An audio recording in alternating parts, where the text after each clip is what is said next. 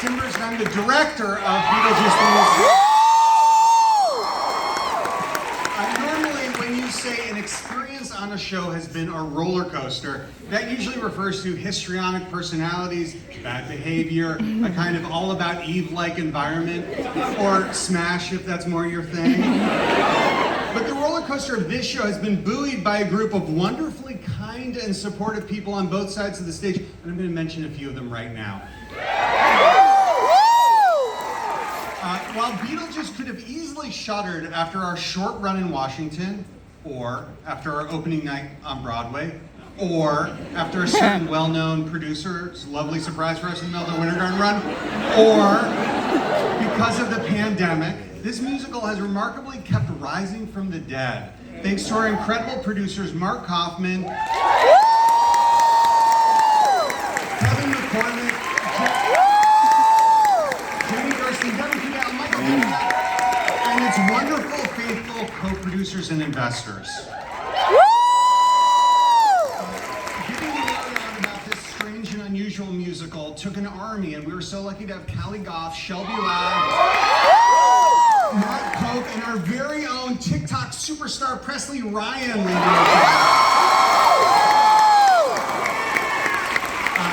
Now, Beetlejuice's development started back in 2010, believe it or not, and over the last 13 years, the creative pillars of this show have consistently been our writers, Anthony King, Scott Brown, and Eric Puckett,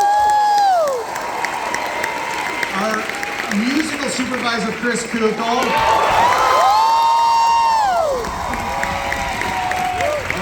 our choreographer, Connor Gallagher, and a special shout out to my exceptional associate director, Katie Davis. Now, everything you see on stage tonight was created by one of the most talented teams of designers, puppet makers, special effects, and illusions artists ever assembled on Broadway, led by set designer David Corrins. And all of their work was influenced by the brilliance of the original father of Beetlejuice, the visionary director, Tim Burton.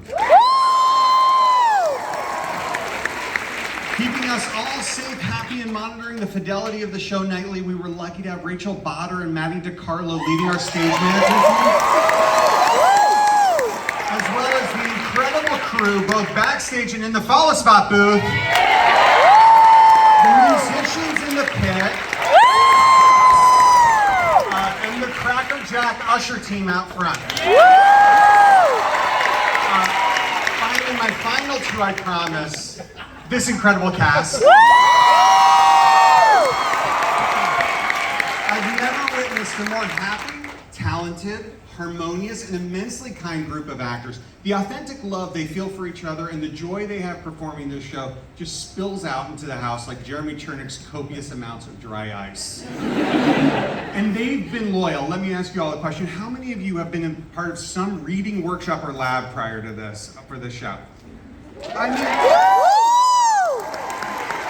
that's incredible. Those started over 7 years ago. I mean, unbelievable. Wow. And speaking of our leads, I always say that being the lead of a show is both being a leading actor on stage, but being a leader backstage as well. Normally on a show, you're lucky if you have one person who does this.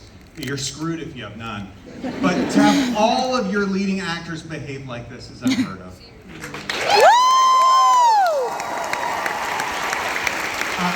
And Alex and Elizabeth, as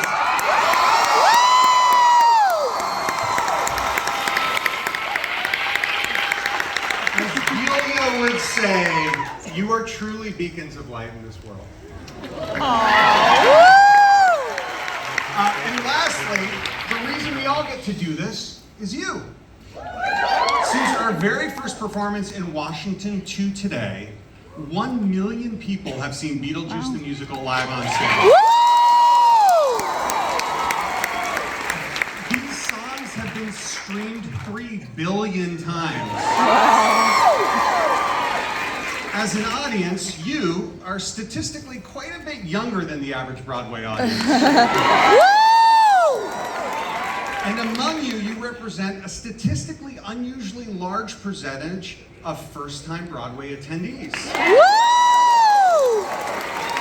I know I speak for everyone here on stage and backstage to say that our greatest hope is that those first-time visitors to a Broadway show, of course, enjoy this show, but just as importantly, that they enjoy it enough that it inspires them to want to seek out other Broadway and off-Broadway shows to attend. Woo! And to possibly build a lifetime as a theater goer. Now, we often say that this is a show about death. That's actually really a celebration of life. And you all have given us life. Thank you. Woo!